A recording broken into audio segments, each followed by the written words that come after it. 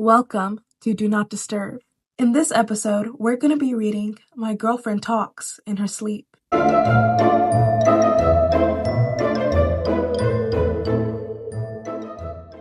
My girlfriend talks in her sleep.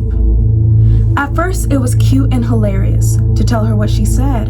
It was harmless nonsense. The sky is folding, or we need to race the ground. We talked the next day about if she remembered her dream, but she never did. I wish I knew what she meant by, we need to race the ground. Some context. Our nightly routine for us is to start out by cuddling and then give up once it's too hot. Then, we're usually both on our sides, back to back.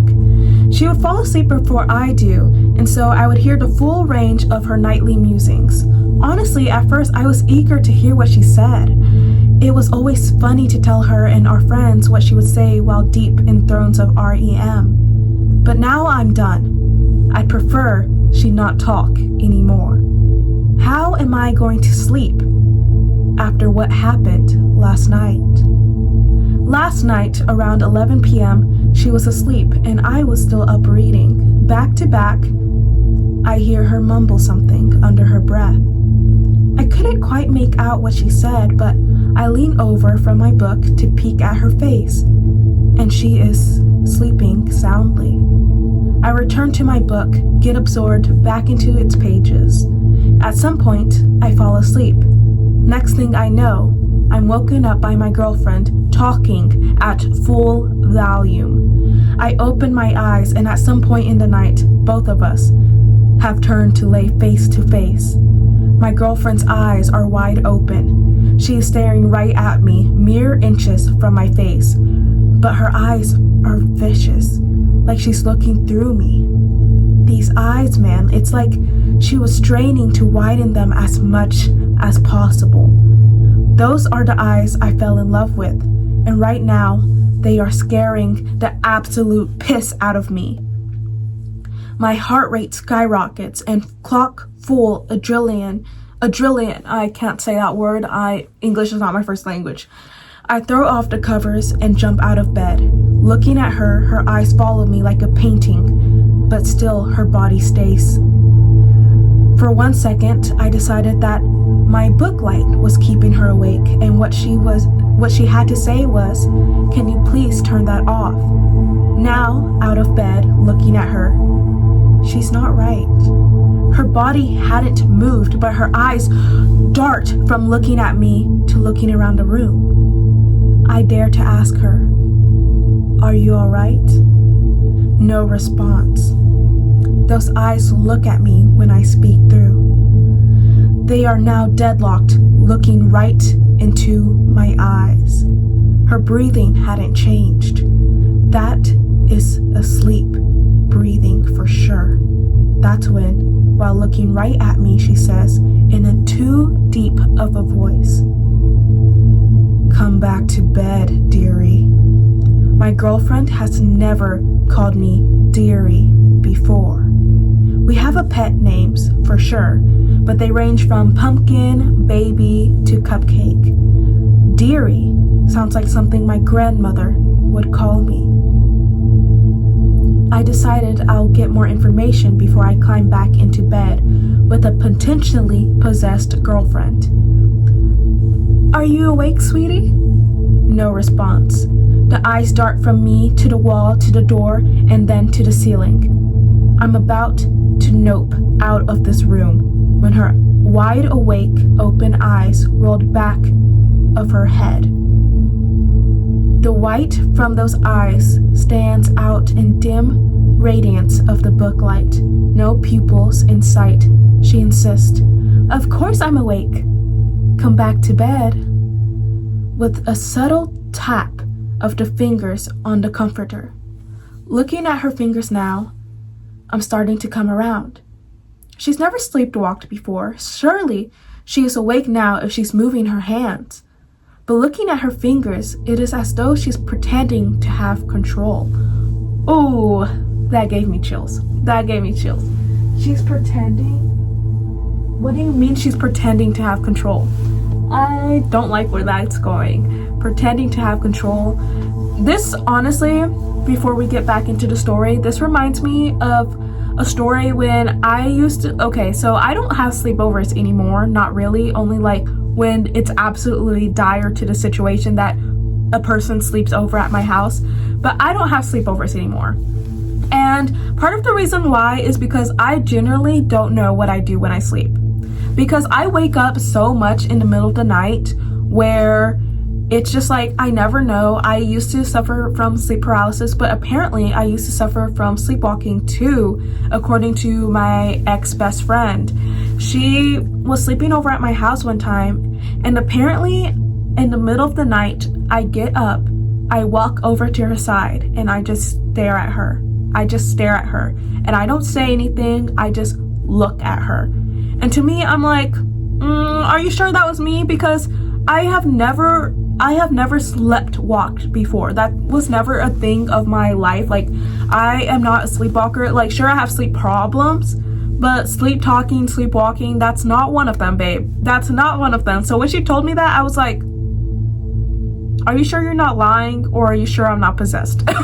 Cause ain't no way like that's true, because it's like I never had sleepwalking problems before, but now it's like when you hear stories of it, I'm like pretty sure sleepwalking can like kind of occur at any point in someone's life, and it's like it doesn't have to be a consistent thing, and that's low-key scary, because I'm like, I don't want to be in a situation where it's like I'm sleepwalking to like the wrong person, and the wrong person is like, what the fuck? What the fuck? Are you okay? I'm going to murder you. Like, you know, that's just terrifying. And it's terrifying for someone else to experience. And I know I just have problems while I'm sleeping, so it's like I'd rather not have someone stay over anyway. But I digress. That's something creepy I did when I was asleep. Anyway, looking at her fingers now, I'm starting to come around. She has never sleptwalked before. Surely she is fully awake now, if she's moving her hands. But looking at her fingers, it is as though she's trying to pretend to have control. They're going in all different directions. Ooh! Y'all, I'm sorry. I decided to do this episode in the middle of the night. I apologize. Those hands are not my girlfriend's. They are simulating normal movement as best as they can. I say, I'm going to get a drink of water, baby. Be right back. Can I get you anything? Fully planning to run out of the house the moment I'm over the threshold. But my normally agreeable and sweet girlfriend decides I'm not allowed to leave. As serious as cancer, she says, in a too deep horror voice, take one step out of that door, and I will rip out your throat and shit down your neck. Shocked, but understanding the importance of not letting this beast know I am in trouble, I reply, as interesting as that proposition as I think, I'm going to, and thinking quickly, I grab my water bottle from the nightstand. This doesn't please my girlfriend as she decides to start screaming and fingering her way towards me. It is a supernatural scream. So high-pitched and bird-like, I feel as though my neighbors 3 houses down were going to ask us if they heard that last night. As fast as I could muster, I unscrewed the lid and doused her in water like I knew what I was doing. Her eyes closed, her garbled appendixes normalized, and she is back asleep. I'm going to sleep on the couch for a while, maybe forever. She'll understand when she's awake. That's the end of that first story. Honestly, wait, there's a part 2. We're gonna read the part 2 next. But honestly, that is terrifying. That is terrifying. If that happened to me while like my partner was home, I would be terrified. I'd be terrified because like I feel like it would already be a stretch for me to be with a partner that like has like a sleep problem like that, like where they sleep talk or sleepwalk. Like that's already a stretch for me because I am terrified of that shit. Like it's not like my other fears where it's like, okay, of course you're terrified of that happening. That's generally terrifying. I'm terrified of people sleep talking. and sleepwalking, because it's like I don't know how to handle those situations. Like sleepwalking, I feel like I can get behind because I feel like I can do certain things to try to protect them while they're sleepwalking. But sleep talking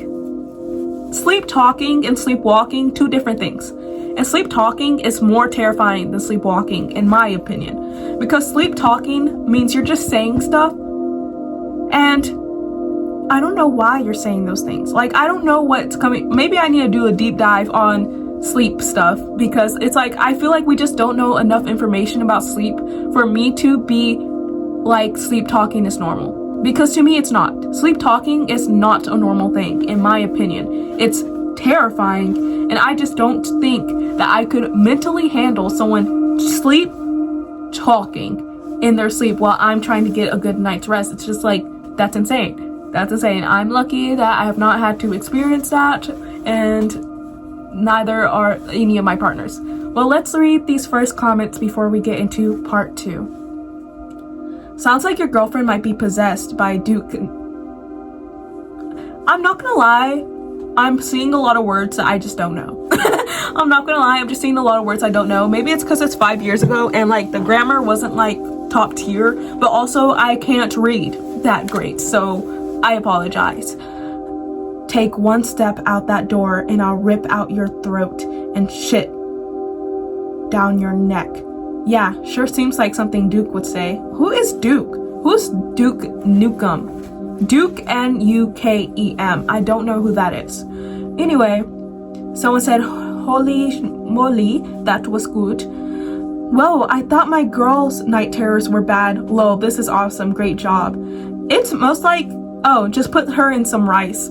Just put her in some rice. You know what? I feel like that's what I would do. Like, if that was happening to me, like, I know in the future, I definitely want, like, salt, like, close to my bed, and just, like, I would sprinkle it on that person. Like, I would have salt near my bed. If my partner was a sleepwalker, or sleep talker, you're getting salt put on you. And hopefully it'll help. It'll help you. Very good. At first, I was like, I talk in my sleep too, and my husband says I say funny things or I fight with my brother. But your story took a whole other turn. Some parts I'm like, okay, why am I reading this at 10 p.m. at night? And other parts I'm like, I'm LOLing so hard. Yeah, this story felt a lot of like comedy. Like, it felt like a mix of comedy and terror, but I was still terrified. Okay, that story is scaring me more than episode 1 of This Is Not a Suicide Note. Like, it's scaring me more. But also, I'm reading this at 8 p.m. at night because I don't know, I decided to. Okay, let's get into part 2. With inhuman strength, she begins raising my entire body weight by her legs, painfully in an attempt to start eating me alive from the toes up. Little does she know, I've never skipped a leg day in my life. I kicked my girlfriend square in her teeth with both feet. She drops me on my head, but I can't feel it. While she is stunned, I manage to get back to my feet carefully to avoid the pre-natural spiderweb paste and exit the room. Hands shaking, I adjust the chair to the correct angle just in time to hear an agitated knocking on the other side. Baby, come back to bed. It's late. You're going to be tired at work tomorrow. All of that, and I didn't even get the damn cat out. And my spray bottle is still in there. What the hell am I going to do now? Hot take, I like the story, but also I don't. Hot take, I feel like I should be so immersed that I'm like, but I like it. I wish there wasn't so, like, I don't often say this because I'm someone that's a fan of horror comedy. Like, that's literally all I like and all I like to watch and stuff. But like with stories, I'm more like, I don't need the comedy side because I can make the comedy in my head. You know, I don't know. It's just a hot take. But I like this story. I am upset that he didn't get the cat out, because it's like, why the fuck did you go into the room in the first place if you weren't going to accomplish that one goal of getting said cat out? But, you know, honestly, I think I'll be okay. I think I'll be okay without him getting the cat out. Let's read some of the comments. Rule number 1 of horror movies: never skip leg day. My voice. never skip leg day. Honestly, I agree. Because what happens in every single horror movie? Someone trips. Someone can't run fast enough. It's something of that like ordinary. Someone needs to fight back. When they trip, they don't have enough leg strength to like kick or whatever. And it's like leg day, most important is leg day, y'all. Like, because it's like nobody can survive, bro. Nobody can survive. Other comment, scary movie type vibes. This had me laughing so hard. Respect. I feel like I just didn't say it comedic enough to make y'all laugh, and I apologize for that because I didn't know it was like a comedy. I was just reading and like I just thought he was trying to be a normal human being, but I do assume it's comedy and I'm just stupid and slow. Anyway, excellent. Too bad he doesn't have a neighbor or an uncle or an experienced ecstatic priest who would be more than happy to come exorcise old Nick out of her. Exercise, huh? Lol, spell check, whatever. Okay.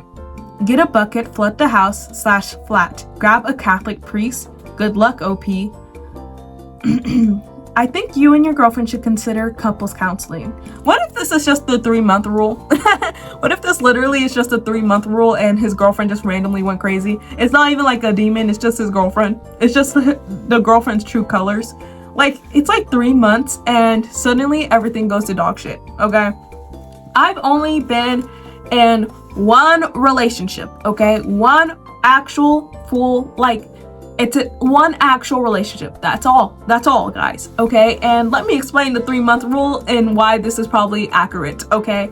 Because I only got to 3 months, honestly. I only got to 3 months, but it's like they start showing their true colors around 3 to 2 months, and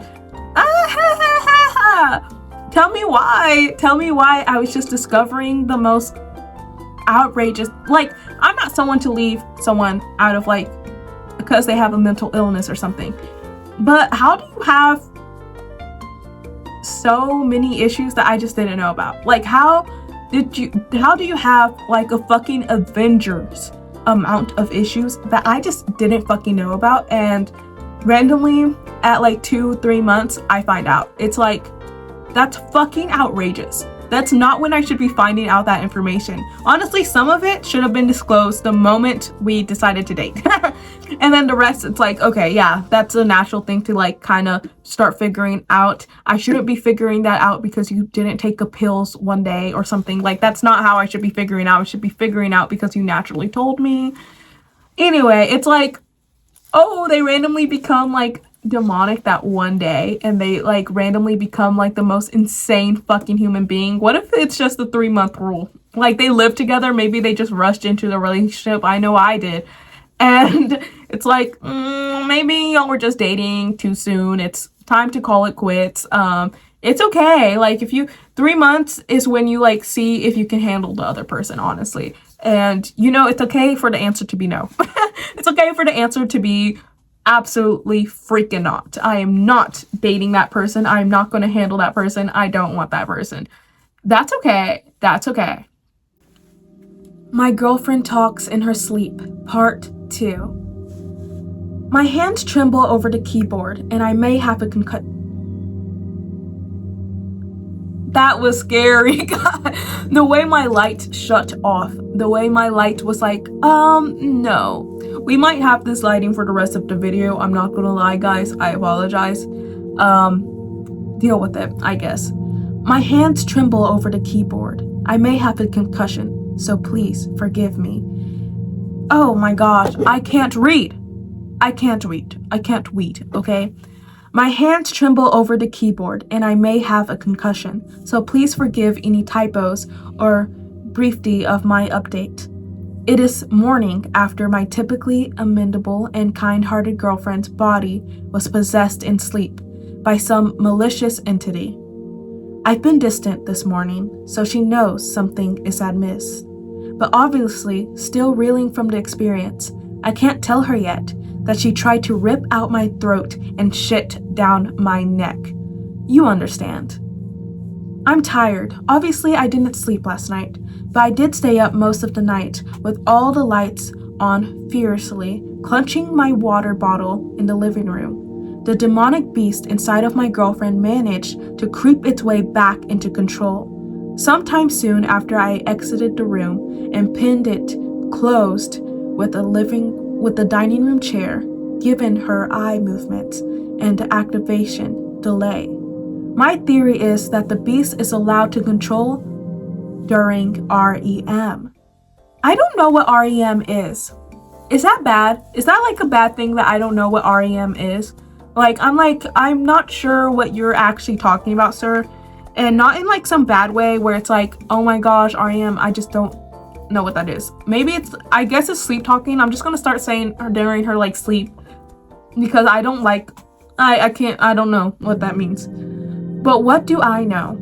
It spent most of the evening attempting to coax me back into the bedroom, this time with a pinch more emotional intelligence, calling out to me what was close to my girlfriend's normal voice it could manage. Come back to bed, sweetie. Why are you sleeping on the couch again? I decided I'm not going to validate this demon with a response, but moments later, the too deep, sinister voice is back. If you don't open this door, I will slit the cat's throat. Fuck, I forgot about the cat. He's still in the bedroom, probably covering in fear, hissing in the corner to no avail.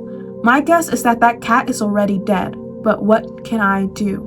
Let our beloved cat be eaten alive by someone he trusts? I've seen enough horror movies to know that this moment, I have to decide to do something dumb and heroic, or die on screen while everyone else yells about how much of an idiot I am for opening the door. I may have a little more sympathy for these characters now. People thrust into impossible situations are forced to make impossible choices. Against my better judgment, I'm going to open the door, get the cat out of the room. I'm staring at the bedroom door and notice something damp and musky, poking and prodding its way from under the door. I point my phone's flashlight at it and notice it's my girlfriend's tongue. I catch myself experiencing an intrusive thought, wondering if she will want to know why her mouth is full of cat hair tomorrow. But this is perfect. I need to test out my new technique, a spray bottle full of sink water. I spray the tongue as it inchworms itself around the edge of the door, presumably looking for a purchase of my human flesh. It immediately recoils and I hear the body collapse inside. Water is still a demon possession off switch. I decide and immediately tear the chair away from holding the door locked. I don't even have time to think about whether I have holy water on tap. I need to act fast. Attempting to open the door now, my SO's unconscious body is blocking me from entering. It requires quite a bit of force to slide her ragdoll body behind the door so I can squeeze through, trying not to look closely at her. I realize now that she is sweating a black oily substance, and the bed and door and floor are completely drenched. I realize the reason it is so difficult to open the door is that the demon sweat is sticky. She may be stuck to the ground. Carefully avoiding stepping in this demon superglue, I'm now inside the bedroom. To my dismay, I don't see the cat right away. It makes sense. Frightened as hell, it might have crawled and hid under the bed. Yikes. I've got to persuade it to come from under it now. But that will mean I have to get down on my belly and reach under the bed. Hot take, I'm sorry. I know all you pet lovers out there are like, don't say this to me, don't do this. Hot take, if my pet goes under the bed when a entity is trying to come after me and they go under the bed and I try to rescue them and they're under the bed, like they didn't come out or something. Like, animals are smart, okay? Animals are smart, okay? And I assume that animal can see, okay? See the door, probably is looking for you to come back for the animal. And I would assume the animal would come out from under the bed. But honestly, if I was that animal, I wouldn't risk it either. I wouldn't risk it either. You just heard that they said, I'm gonna slit the cat's throat. What the fuck? What the fuck? No, I'm not coming out. I'm not coming out to my dead ass owner. Like, I'm not. I'm gonna look at my owner and be like, you're a fucking dumbass for coming back into this room. Like, do something dumb and heroic, bitch. That's how people get killed. That's literally how people get killed. That's literally like some people's job. Literally, like, everyone in army is like, it's not dumb. It's not dumb. It's just heroic. But like, you know that you might get killed. You know, like, you know that context when you go into it. And so, in my opinion, it's like, if you are safe and for some reason the can't get out of the room, like the demon can't get out of the room just because you put a chair there, that probably means it's a pretty weak demon. And like the fact that you just put water on it and it's not even holy water, it's just water from your sink and you just put it on it and suddenly it like makes it have a heart attack. Bitch, you best know I'm walking out that house because there's no way it's coming after me. There's no way it's coming after me if I walk out the house and it's that weak. Like, bro, it can't even exit the freaking bedroom door. My girlfriend is on her own until the morning. I'm going to a church, calling up a priest and staying in that dead church. And then the next morning, my girlfriend's getting an exorcism. Straight like that. I don't care. I don't care. There's no context that I need there. My girlfriend is getting an exorcism. I'm getting blessed. Like, my house is getting saged. I don't understand why your repercussion is put sink water on it. I feel like it's just going to be pretending that it's affected by the sink water. Because, like, bitch, like, it's inside the body. And for some reason, it can't open the door. Like, you can break down a door pretty easily, bitch. Like, you can. And I'm, like, assuming that it would. Sorry, my camera detected something. And I'm like, oh, heck no. Okay, but, like, just go to God. Literally go to God. Start praying. If God really wants you to go into that room and save that cat, then listen to him. But you ain't even praying, bro. You ain't praying? Okay, then just get out the house. Just get out the house because you got no chance against that unless you're praying. Unless you're praying, you got no chance. You got no chance. Okay. I'm gonna look around one more time. Realizing the absurdity of my situation, I have one hand pointing a spray bottle at my dead asleep girlfriend and one hand reaching under the bed to grab my cat. My eyes trained on my girlfriend, I reach blindly under the dark bed. I can feel its soft fur. I wrap my hand around it and attempt to bring it towards me. It wiggles free from my grasp with zero intention of making this easy. It crawls deeper under the bed. Frustrated, I take my eyes off my girlfriend to look where it went. No signs of it. I make the call to put the spray bottle down and point my phone flashlight under the bed. It's too deep underneath for me to get it from this side. I'm going to need to go around to the other side to capture it. No. Okay, if you have to go to the other side to get your cat, like at that point, it's like, you're on your own, I'm on my own. You're on your own, I'm on my own. Because there's no way in heck that my cat is just going to be like, yeah, meow, meow, I'm running away. Meow, meow, I'm going further from you. Meow, meow, you know he's not possessed, cat. Like, cats are smart. I know cats are smart, and I know that cat knows that that guy's not possessed. It's probably hiding for its own well-being, because maybe the demon didn't even notice it was under the bed until you started looking under the bed. Maybe it was perfectly fine being there until you looked under the bed for the cat. Anyway, pulling my head back out from underneath the bed, I realize my fatal error. My girlfriend has woken. She is standing over me, a dark tower, as I lay vulnerable on the ground beside the bed. Her teeth look sharper from this angle, and my phone's flashlight. Why didn't I turn on the bedroom light? Okay. She is drooling that black oily glue. Her hair, normally a gorgeous brown, is so glossed with black paste that it slicked itself to her head, like she's just gotten out of the shower. Her eyes are menacing, wide open, bloodshot and yellow. She looks tired. I'm tired too, but it's time to go. The cat heroics can wait. Just as I'm about to scuttle in a adrenaline-filled crawl around her legs and opened the open door. She grabs both my ankles with both of her arms. I remember her typically gentle touch is nowhere to be found in this grip as her nails dig deep, shallow wounds into my legs. With inhuman strength, she begins raising my entire weight by my legs, painfully in an attempt to start eating me alive from the toes up. Little does she know, I've never skipped a leg day in my life. I kicked my girlfriend square in her teeth with both feet. Okay, here's part 3 of my girlfriend talks in her sleep. Here's what I know. The possession ends when she wakes up. Did any of that really happen? She has no recollection of the previous night.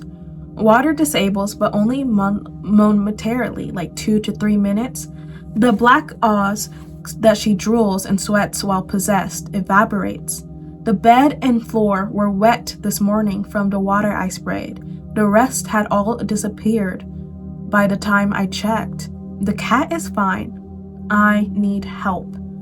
Honestly, I guess I didn't think about that because the story is so goofy and stuff. I just like kind of take his word for it. I don't know why. Like I just like kind of trust whatever he's saying.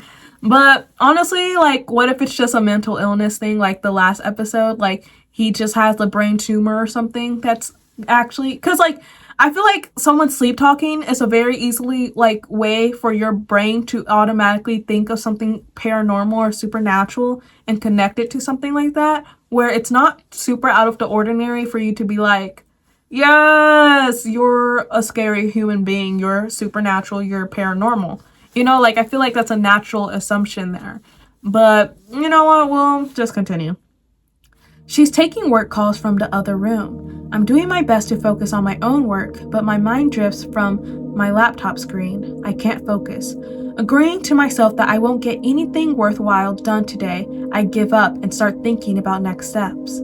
I need an exorcist. I'm not the kind to call an exorcist. I'm the kind of guy that scoffs at the idea they are all scams. You can't have experience in something that doesn't exist. Clearly, I am not the religious type, but I'll table my reservations for now.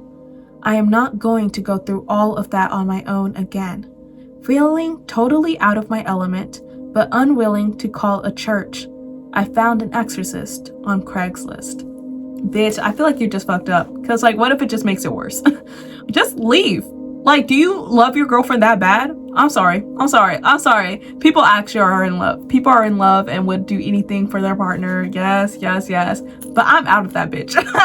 I'm out of that bitch. I'm out. That might be why I'm single. Because I am out of that bitch. If you are possessed, bitch, I am flying to another country.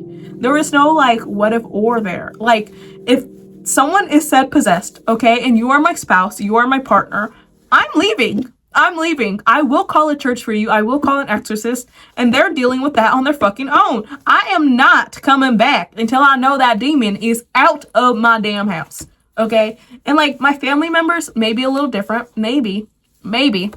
I don't know. Like, hopefully my parents will do something if I'm the one, you know? But, like, if it's anyone, like, I'm not a parent unless it was my damn kid being possessed.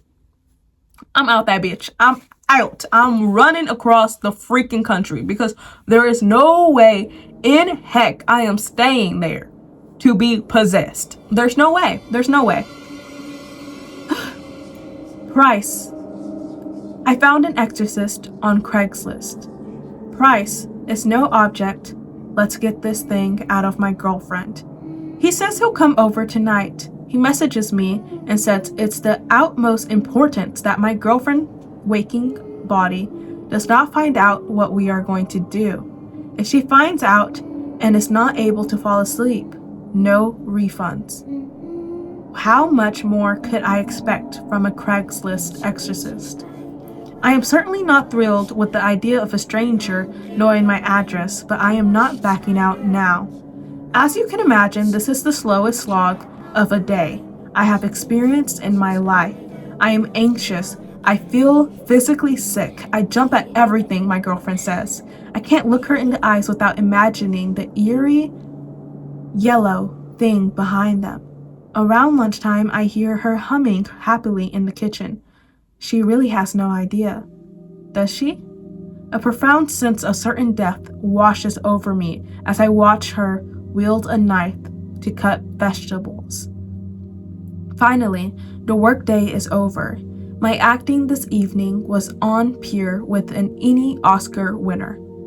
Remembering what the exorcist told me and failing to come up with an excuse, I got into bed with her. I made sure to place the cat in a comfortable spot in the living room. We're reading side by side when she leans over and kisses me goodnight. My eyes open, and turns out her bedside table light. I'm going to keep mine on for now, thank you. My body tense with desire to bolt. We begin to spoon. She cannot learn that something is wrong, just a little longer. I figure out that I'm safe as long as I exit before she is asleep. She raises her head and asks, "Why is your heart beating so fast?" Thinking quickly, just freaked myself out by my book is all. Maybe reading horror before bed isn't the best decision.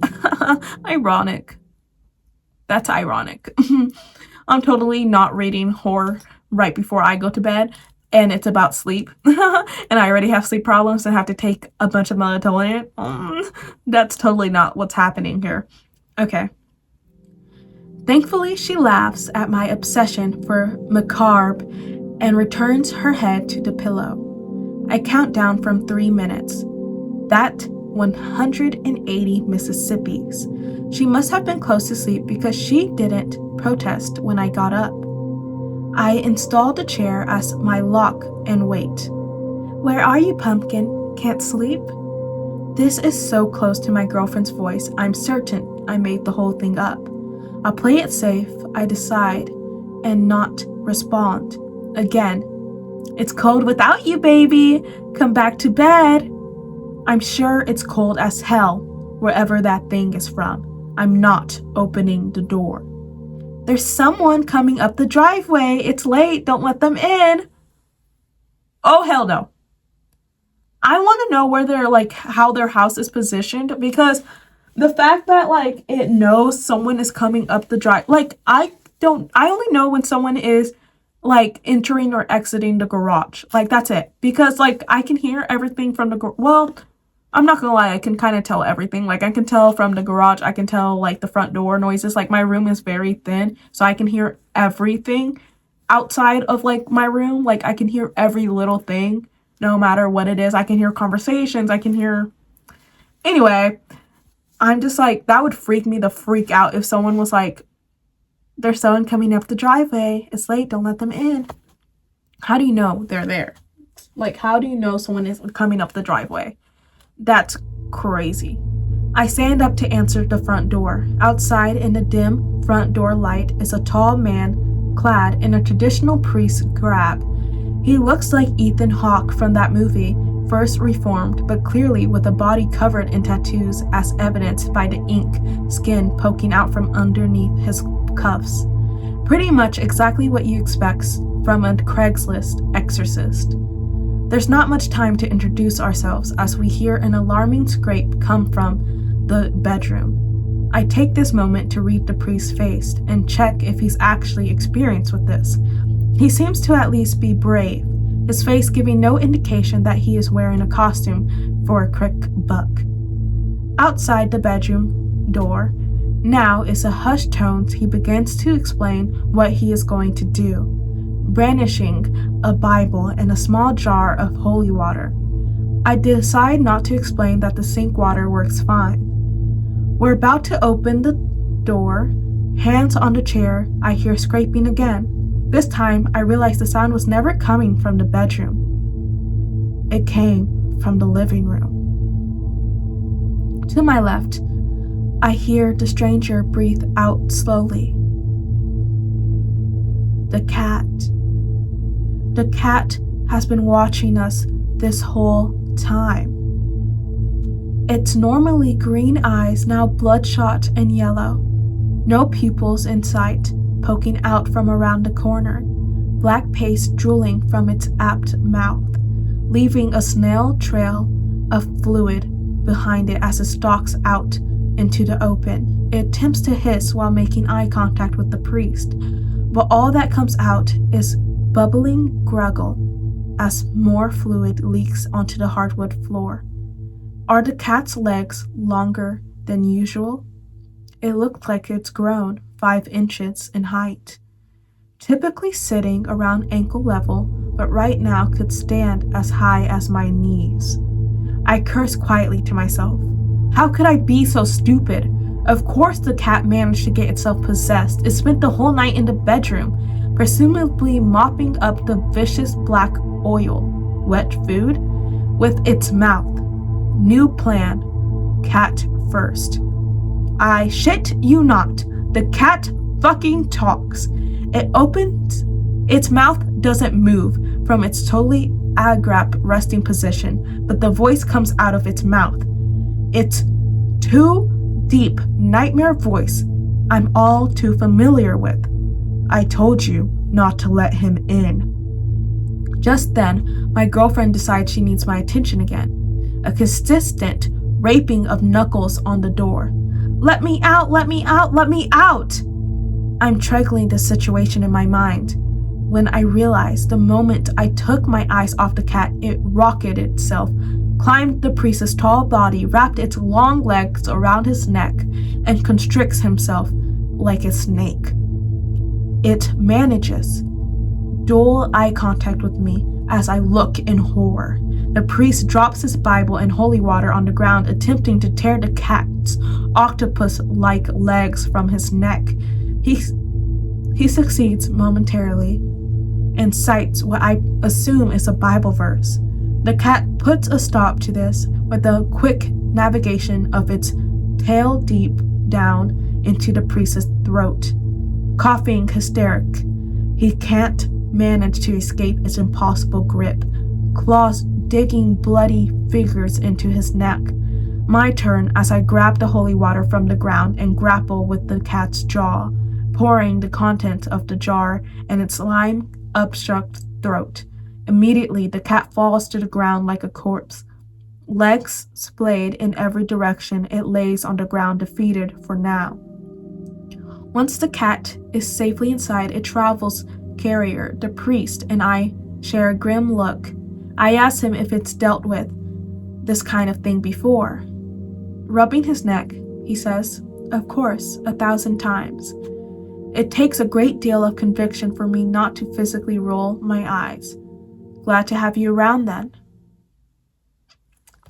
I am not going to lie. I like this story, but I think it's something about okay, my voice is just raspy right now because it's bedtime and I didn't have a cup of tea before reading this. And also a lot of the grammar in this, they use the word macabre. That is totally macabre. Why would you use the word macabre in this story? This story is not a story where you need the word macabre. Nobody is going to say macabre or convict. It's just so many random words. I'm who in their right mind is just going to say that? You're writing this I don't know. You're going to say macabre of all words. I feel I should add that to my vocabulary. Totally macabre. It's macabre. I don't understand that aspect. But everything else I really like. I like how the cat got possessed because at first I was why the fuck did they bring a cat into the story? And it is supposed to be comedy, so a cat being possessed instead makes a lot of sense. And The Exorcist from Craigslist, I like that aspect a lot because it's where realistically, if this were to happen to you right now, and you're not a religious person, you don't have I have multiple priests contact information. I'm good. I'm set. I know where the churches are. I am out of this bitch. Okay. I'm out of this bitch. I'm calling a priest. Okay. But if you're not religious and you don't have a priest's contact information and you don't have a Bible on hand, I got the Bible. Okay, I got 2 Bibles and I got a priest's number. Okay, I'm gonna call them up and be you are praying for me right now. We are going to get this demon out. simple, blah, blah, blah. But, like, if you're not religious, like, what are you realistically gonna do in that situation? Like, I never thought about that a lot because, like, I'm not super religious, but, like, I'm religious enough where I believe in God and, like, praying and stuff. But, like, if you're not religious, like, what are you gonna do?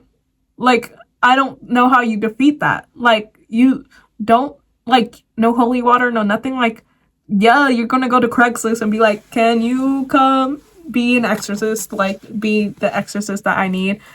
Like, even as a bootleg, like, that's all you can really do. And, like, search up on Google, like, what to do. That's it. I'm not gonna read the comments this time because I'm tired. But I'm lying. Yeah, because most of the comments for this one is just like, I love this story. This is my bedtime routine. This was also written 5 years ago, just so you know. So it's like no new comments. Part 4. The last and final part of my girlfriend talks in her sleep. Slime, sleek, blind. Oh my gosh, it's the grammar. What the freak is that word? Okay. Slime, seek, blind escape from air holes in the side of my travel carrier as I explained to the priest not to swallow any of the black liquid. I think there may not be too much hope for him now that the cat's tail has penetrated deep into his throat. But we can discuss this later. My train of thought is interrupted by the sobbing harassment of my girlfriend possessed in the bedroom. You don't love me! You never loved me!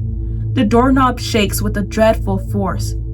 Tremors ringing through the hallway. Fingers emerge at the bottom of the door, vicious oils dripping from under the socklet's fingernails. Open this door or I'll kill the girl! The fingers vanish. A pause, breaking glass from inside the room. Is it planning to jump out of the window? Surely it's bluffing. We're on the 3rd floor. Like any parasitic creature, it wouldn't gravely harm its precious host. There is a renewed sense of urgency as this threat, but I am at a loss. We poured holy water down the cat's throat, but its body has already turned into an abomination I can only describe as the alien from The Thing. I wonder to myself if one of those squirming legs is going to detach, sprout a blinking eyeball, and hide in the vent. I feel helpless. I can't stay up all night misting my girlfriend like she's a damn pet chameleon for the rest of my life. Still out of breath from being choked by my cat, the priest manages to wheeze, "We need to open the door." What will we do? Water stops her, but only for a minute. It's too dangerous to perform the rite while she is in this form. We'll get her in the shower and restrain her. This is a good idea. Why didn't I think of that? Feeling a touch more brave as the priest increasingly proves himself as an assist, I begin to remove the chair. Thank you, baby. Why did you lock me in here? I have been so scared. My subconscious will forever be unwilling to separate the pleas of a demonic beast from the genuine pleas of my loving girlfriend. I hesitate, but with effort manage to shrug off this phase appeal for normancy. Chair in hand, I take a step back from the door. For a single beat, there is a silence. The latch clicks, she is opening the door. Shining, black-slicked hair emerges, covering her face and totally through the crack in the door. She seems to have gained several inches in height as her full form comes into view. Then a single ringed yellow eye reveals itself through her long hair. In the search in that eye for some sign that she is still there, somewhere, anywhere. She is wielding a broken shard of glass and holding it in her own wrist. There is no time to protest before the priest has already sprayed her down. Her frizzled dodge is thrown as a second jet of water dampens the pajamas my mother bought for her for Christmas. I will never forget the powerless I felt in that moment. With only a few seconds left of control, the demon cuts my girlfriend's hand cruelly at the wrist with a shard of glass. That is not being enough. She grounds the rest with her mouth, completely dismembered. Her hand splashes to the ground in a gross, murky puddle of blood and oil. Stunned, I witness a transformation of the human body before me. Her body shakes gulpily and erratically on the ground as her skin regains its color. I remember a classmate from school who had seizures that we needed to protect her head, but I am completely incapacitated. The priest doesn't take time to emotionally reckon that the fact that my girlfriend just lost a non-dominant hand. He scoops her up, rushes her to the shower, and turns on the water. With a mixture of shell shock and a concussion, leave me standing ideal while I stare into slow motion from the severed fist to the shower, back to the room. The beast has proficiently turning our bedroom into some kind of nest. The walls, windows, and ceilings are covered, painted in black as night, paced with a consistency of spoiled milk. Dripping from the ceiling fan onto the bed, our furniture is unrecognizable, and the spider web of fluid coating the room. The priest is washing his hands in the bathroom sink. He comes and stands before me, shaking me at the shoulders, eventually having been demanding things of me for the last few seconds. Anybody home? We need to act fast. I need your help now. I come back to reality. The priest now gritting his teeth and manic at my seemingly incapable ability to cope with the fact that a life will never go back to normal. Do you have rope or handcuffs, anything to restrain her with? I have some bungee cords down in my car, I'll get them. I sprint to the stairs and below, down 3 at a time. Grabbing the keys off the hook, I run to the car, locate the bungee cords in the trunk, and rush back upstairs. The priest has torn apart our medical cabinet looking for a first aid kit to help my girlfriend's arm, and is applying pressure as I approach. I frequently tie a bungee... Oh, guys, my ear is ringing. I'm sorry. First aid to my girlfriend's arm as I apply pressure as I approach. I frequently tie a single bungee cord as I make a shift torment to the slow bleeding. We carry her lifeless body to the bed and restrain her to the frame, both legs and one arm. Her head hangs limp.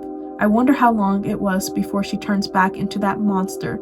But then she wakes up. She looks at me, totally disoriented, then cries as pain sets in. It's okay, baby, it's okay. I know this is bad, but believe me, we're working on it. There is a lump in my throat as I sit down on the bed, repeatedly kissing her on the forehead and attempting to anguish the impossible. She is in so much pain. I almost want the monster to take back control so that she cannot feel it anymore. Mercifully, she faints, eyes still open. I point her chin up towards me and watch the howliness return. From brown to yellow, her pupils go adequate and decent into madness once again. Tears and blood still on her face, she smiles. It's over. You have failed.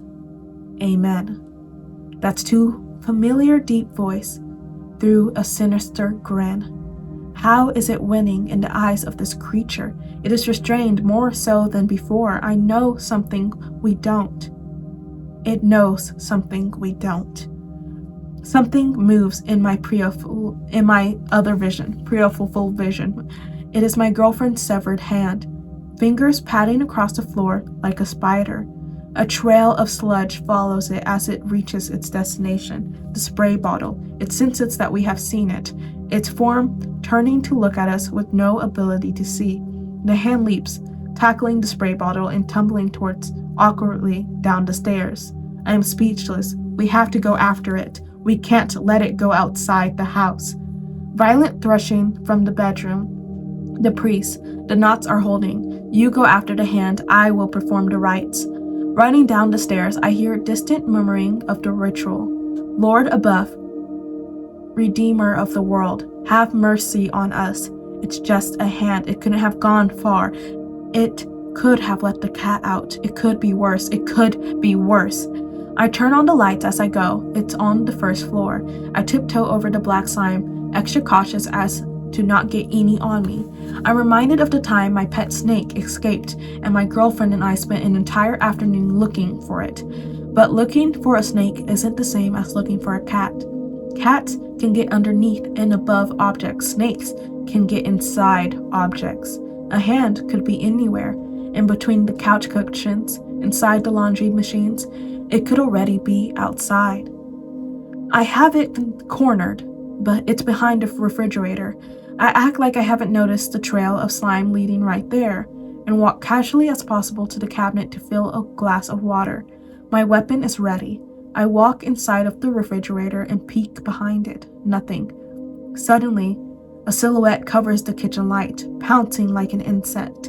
The hand leaps on top of the refrigerator, the perfect height to land right on my face. The hand is still wearing my girlfriend's class ring, attaches itself to my head, pulling my hair until it clenches a vice grip with a thumb behind my top layer of teeth. Pressing pointer and ring finger into each eye socket, I drop my glass on the ground. It takes both hands to remove the hand from my face and throw it as hard as I can against the wall. My vision blurred, I pick my girlfriend's disoriented hand up from the ground and run water over it in the sink. I splash water in my face and wash out of my mouth as best as I can. Hurried, I fill a cooler with ice and water and throw the hand inside. I run back upstairs, hoping, maybe praying, that the priest did its job. It is silent, except for the demonic wounds of the cat in the other room. The priest is hunking over my girlfriend, muttering something under his breath as he cradles the Bible in one hand and his fingers point in all different directions. Noticing me, he hurriedly shuts his Bible, but seeing one of the pages, I note that it is not a Bible at all. Inside are what I can only imagine demonic scrolls and symbols would look like. But the priest has done his job, he says. The demon has left her. Carefully placing my girlfriend in the back seat, I yell back to the priest, "I'll pay him when we get back." Putting on my seatbelt, I look out the window and note a tattoo on his arm, similar to a symbol I saw in his false Bible. Driving to the hospital like a husband would if his wife had gone into labor, I wonder if you can surgically reattach a hand like you can a finger. Then I wonder if the hand even should be reattached. Do I need to ask the priest to perform another ritual to just a hand? That is crazy. Okay, so what I'm assuming is that the priest is not a Satanist, because I know not all Satanists are like the same, whatever. But he is like a demonic, like he practices demonic rituals. And when he like saw that someone needed like an exorcist, his way of doing that was to keep the demon, but like to him. So I'm not sure if I just saw like a shadow on top of my like ceiling. I'm not even joking, but I think it's just my hair. Anyway, I feel like he's probably like practicing like a demonic like rituals, and he probably wanted the demon for like himself, like it's someone that he worships. And honestly, as long as it's not affecting your life anymore, I don't care. As long as it's not affecting your life, I don't care. Like if I got an exorcist on Craigslist and I saw that they had like a false Bible and that their Bible was just like a bunch of demonic like symbols, I would be terrified, but also I would be like, so the demon is attached to you, right? Not me. Like the demon is attached to you now. It's not to me, right? Like it's not in her and it's not going to be in my house anymore, right? And as long as the answer is yes, like it won't affect me anymore and it's not about to like end the world, honestly, do what you want, girly boss. Honestly, do what you want, because honestly, hot take, I would get an actual priest, but you know, like you aren't religious, so I don't think it matters to you. So I'm like, as long as it doesn't affect you, I think you're low-key good. I think you're low-key good. Honestly, I think your hand is probably fine too. Like, I feel like the hand is probably fine, because if the demon is not in her and it's not like in the hand or in the cat anymore, I think that's all that should matter there. I think that's all that should matter there. Like, it's not anywhere in your vicinity. Just call it a night. Just call it a night. It's not your problem anymore. It's the person that unleashed it. Like, he wasn't a real priest. I don't know what he was, but as long as he got it out of her, honestly, he did what you asked. The comments, there's not another part. Yeah, there's not going to be another part after this. People are asking for a part 5, but I'm pretty sure this is the last part. I honestly really like the plot twist here. I don't think there needs to be another part. I think it ends pretty good where it's like it wasn't an actual priest, but he got the demon out of my girlfriend. And honestly, I think that was a satisfying ending, in my opinion. I hope you enjoyed this episode of Do Not Disturb. Please make sure to like and subscribe and come back next week for another scary story. Bye bye. Good night. Don't use our restroom.